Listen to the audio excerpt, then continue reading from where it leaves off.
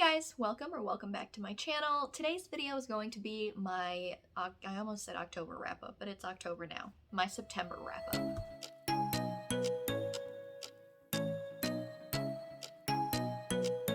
So September actually ended up being a little bit better of a reading month than I had anticipated. Audiobooks mostly got me through a lot of it, and one of these I am actually still in the middle of. So for the sake of this video, as per usual, the book that I am currently in the middle of, I'm just going to count it because I'm mostly through it. I think I'm like 50 or 60% of the way through.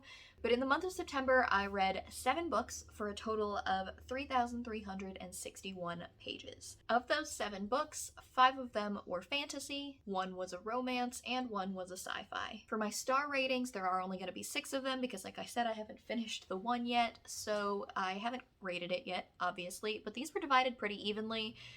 With 2 3 stars, 2 4 stars, and 2 5 stars. And of the formats that I read, there was 1 ebook, 3 e-arcs, 2 audibly, and 1 that I read in multiple different formats. And then finally, in terms of the age range, 6 of them were adult, and then 1 was a YA. So all of the books that I read in September were meant to count towards my 2 readathons that I was doing. I was participating in Becca's bookoplathon, and I was participating in G from Book Roast's magical readathon. I will link my video up above as to my TBR prompts that I was using for those different videos, but I am happy to say that I did actually complete those as far as I know. Let's go over them to make sure though. We'll end up going over them throughout the course of this video just to make sure though. So the very first book that I read in the month of September was The Promise of Blood by Brian McClellan. I did read this almost exclusively audibly, I'm pretty sure. No, I think I read it only audibly the whole way through. I actually started this in the month of August and did not finish it in time, so I'm counting it for September. It was okay. I ended up giving it 3 out of 5 stars. The magic system was cool. I talked about this in my previous vlog, I'm pretty sure. I don't know. I think that the characters were very, very interesting. I think the world building was interesting. The magic was super cool. The plot was a lot more political than I had anticipated, and I have to be in the mood for a political fantasy just because there's a lot more extra thought, I feel, that goes into it. And then on top of that, the audiobook narrator just really wasn't for me. I don't know. I don't know if it was in that moment. I don't know what it was, but for some reason this book just didn't really work for me the way that I wanted it to, but I do see why a lot of people enjoy it. And I don't have any plans to not continue with the rest of the series. I just don't think it'll be anytime soon, but like I said, I gave it a 3 out of 5 stars. So in terms of the readathon, I managed to count this for the novice path entrance on the magical readathon, which is to read a book with a map, and it does have one right in the very beginning, right there. So it worked for something this month, which is great. And there's choices that you have to go through, I'm pretty sure, in terms of the magical path and like the choices that you make in each location. We will get to that at the end of this video, but for now we are going to talk about the next book that I read, which was this massive tome, which is Winterlight by Kristen Britton. I know that I talked about this in my previous vlog this month because I couldn't shut up about it. Y'all know, if you have been watching my channel for any length of time, I am a big Kristen Britton and Green Rider fan. This is the 7th installment in her Green Rider series. We have been waiting, I believe, 4 years for it to come out. It's massive, so I would say that it didn't disappoint. And I ended up giving it 5 out of 5 stars because I loved it so much. I would be lying if I didn't say that the previous couple of books in the series had been a little bit disappointing to me in terms of what I had wanted in the characters' lives and plot lines and all of that stuff. But I think that she really, really delivered on this. And yeah, it got a full 5 out of 5 stars. I can't really talk too much about the plot in this video just because, obviously, spoilers, it's the 7th book in the series.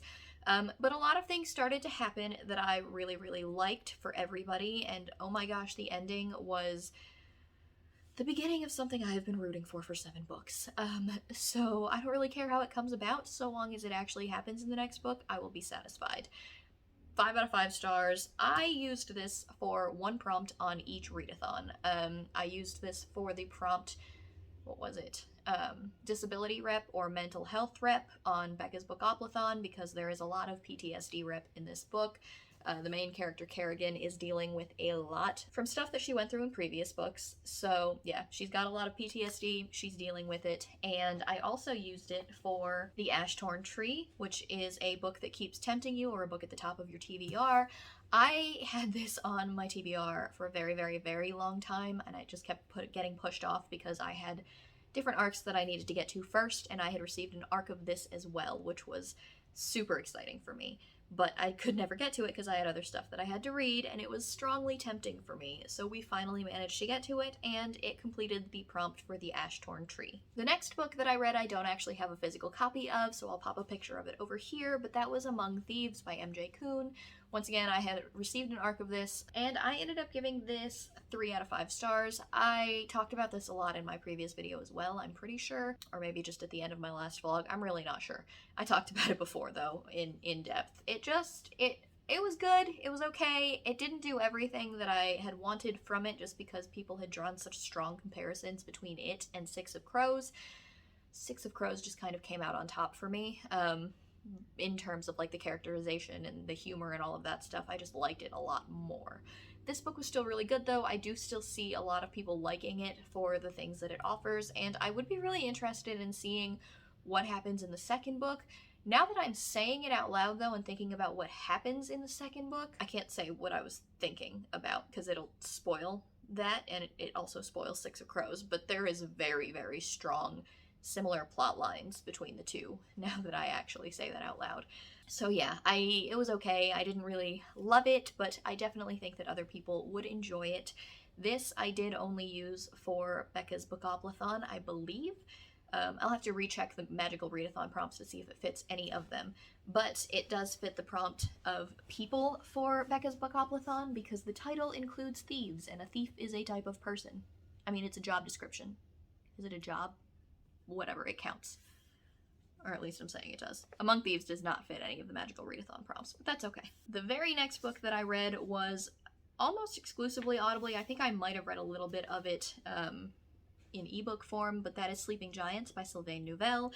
This was an incredible story, guys. I've had this on my TBR for such a long time, and it did not disappoint, and I am now actually sad I didn't read it sooner, but I ended up giving this a 5 out of 5 stars. It's very Pacific Rim meets the Illuminae Files in a much more adult setting with much more adult stakes almost, and I loved it. The audiobook narrators were amazing, the plot was amazing, the plot twist at the end did not see coming, so I really need to get to the sequel so that I can see what happens next because I am so pumped. But it's so good. So this specifically was chosen for a Becca's Bookoplathon prompt, and it was my chance card. If you watched my TBR video for that, you will know that I did not draw up chance cards, and instead I just had John pick a random number, and that led me to the coordinates of this book on my TBR shelf, and I'm so glad that it did. It was so good. So now that I actually compare it to the Magical Readathon prompts, it actually also fits the 5-star prediction, which is the Tower of Rumination. So that's 3 on Magical Readathon, and that is at least 2, I think, so far on Becca's Bookoplathon. We will keep going with that shortly. The next book that I read I do have a physical copy of, but it's already back on my very top shelf, and that is The Rise of Magics by Nora Roberts. I discussed this a little bit more in my reading vlog that just went up, so I'm not going to go too in-depth on this. I ended up giving it a 4 out of 5 stars. It's the 3rd book in the Chronicles of the One series by Nora Roberts, and if you've read anything by her, it's absolutely 100% different than anything that she's ever written before. It's very dystopian fantasy in which a plague is released upon the world, and if it doesn't kill you, it gives you magical powers. And so everybody's just trying to reinvent society pretty much with these new changes, and like at least half of the world's population passed away with the plague, which is a little too close to home lately. But it was okay. I gave it 4 stars. I know that the first 2 books I ended up giving 5 out of 5 stars to for each of them. I loved the first 2 books in the series. The third one just didn't really close it out the way that I wanted it to. I still really enjoyed it. I still really enjoyed the characters and her humor. It's always a hit for me, but ended up giving it 4 stars. This was also a chance card pick for Becca's Bookoplathon, which is my 3rd Becca's Bookoplathon prompt finished. And it also fits on the novice path of a book featuring ghosts, a haunted house, or other supernatural elements. It has lots of supernatural elements, and that is the Ruin of the Sky prompt. So the next book that I read in December was Defy the Night by Bridget Kemmerer. This is the gorgeous Fairy Loot edition with the sprayed edges that I did not actually read physically. I had an e-arc of this, and I managed to read it all the way through that. I really, really enjoyed this. It's not anything spectacular, you know, it's not anything groundbreaking, but I really enjoyed the first two books that Bridget Kemmerer wrote in the Cursebreakers series. I know that her writing and her humor and everything works really well for me. I genuinely tend to like her characters, so I ended up giving this a 4 out of 5 stars. There were elements to it that were really predictable. Like I said, it wasn't really anything super groundbreaking, but it was a really fun time. I really enjoyed the characters, I enjoyed the story, I enjoyed a lot about it. It has a very Robin Hood feel to it, of taking from the privileged and giving to the poor that are in need, and I really, really enjoyed it. This was for the night, day, afternoon, whatever prompt on Becca's bookoplathon, because it does fit night, obviously, that's in the title, and it doesn't actually fit any of the magical readathon prompts, so it doesn't count for any of those, but it was really, really good, and I encourage you all to give it a chance if you enjoyed the Cursebreaker series by the same author. The final book that I'm currently in the middle of is called Gutter Mage by J.S. Kelly. I am about 65% of the way through this at this point, so I'm going to count it. I read more than half of it. I don't know if that counts for them or not, and I'm a little bit cheating, but it is what it is. So again, I talked about this a little bit more in a previous reading vlog that I did, but it involves, I don't know, it's a Dresden Files fantasy world setting kind of a thing where you follow a hired mercenary / private investigator type who has been hired to track down a kidnapped baby with her partner. I'm really liking it. The humor is on point, the storyline is fascinating, the magic system is fascinating. I can't wait to finish it and give you guys the rest of my thoughts on it, but I am really, really liking it. So, for prompts, I am putting that on Becca's bookoplathon as Who, because I didn't really hear anybody talking about it before. I haven't heard anybody talking about it at all, actually. So that definitely counts as that.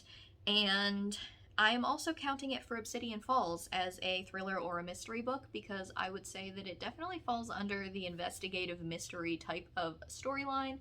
Is that what G intended? I don't know, but that is what I am counting it for. So there is a mystery to be solved in it, and I am counting it for Obsidian Falls. Those are all 7 of the books that I managed to read in September. It was actually a pretty good reading month for me, which I didn't really anticipate. My reading has gone south lately, guys. We're struggling along, but we're trying, and we are almost done with Gutter Mage. We're gonna move on to something else after that. Hopefully October is a good reading month for everybody. So we completed 4 of the prompts for the Aurelium Academy Magical Readathon, and before I wrap up this video, I am going to talk about the choices that I made, which I will be making right here, right now, because I didn't look at this at all beforehand. So, number 1 is the Ashthorn tree is a beautiful sight, yet it is forbidden to study without a permit. Mysterious whispers emitted from within, and its trunk was covered in various unknown runes and symbols. So much knowledge to be gained, what do you do? I'm not going to read you guys all the choices. If you want to know what all of the choices are, I will link G's video for all of that down below, but that would make this super, super long. So for my choice, I ended up choosing B. I know not to mess with any writing I cannot decipher, so I don't approach it, but I also did not leave without quickly copying a few symbols on a piece of parchment as I passed by to look up later. The next one that I did was when unexpectedly faced with a hooded, oddly acting shadowed figure at the lower part of the ruins of Sky, what was your first instinct? And I chose D. I activated a protection glyph to shield both myself and my group. They could be dangerous. The next one was 1 by 1. You have all fallen ill near the Obsidian Falls. You recognized symptoms of poisoning, but had only a couple of minutes to come up with a plan to keep yourself conscious. What did you do? I chose B, which is found the first aid kit and constructed a magical apparatus that tests your blood composition in order to locate and get rid of the poison. And then finally, you were offered a gift at the Tower of Rumination, a rare and valuable scroll that holds information on the subject. There were 4 choices, but you can only pick one. Which did you take? And this is a very easy choice for me because the second one is B, the Scroll of Shapeshifting, and I really, really wanted to try that. So in terms of my answers, I got 3 diamonds and 1 circle, and that means that I have more diamonds than anything else, which says, "Congratulations, you have been invited to join the House of the Arcane." which is exciting. I don't know what it means though. And again, if this all sounds interesting and you've never heard of it before, I will link G's video down below, because that you can do this whenever you want. She's been very open about the fact that the real readathon will take place next month, and between now and then is mostly character creation. I also talked in the video that I did on my TBR, I mentioned a little bit about the backstory of it, so if you want to hear my beginnings with it, you can do that. If you really don't care, just go watch G's video. So I guess that means that I successfully completed both of my magical readathons, which is what I was hoping for. And that is finally it. I already forgot what I am. I will have to go through and see if I can count any of the books that I used for the magical readathon also for my like character creation stuff, because that would be pretty cool to get a jump on that. I have an idea of what I want to do for the character that I want, but I haven't decided fully yet, but we have until April. So there's time. Like I said, I am in the House of the Arcane, which sounds pretty cool. I have more to read in terms of all of that, but that is it for my September wrap-up, you guys. So as per usual, I will have all of the books that I talked about linked down below, as well as Becca's and G's videos talking about their readathons, if you guys are interested in going and checking those out. And down there you will also find an affiliate link, as well as my Goodreads, my Twitter, and my Instagram, in case you want to follow me on any of those. And don't forget to like it if you liked it, and subscribe if you want to, and I will talk to you guys in my next video. Bye!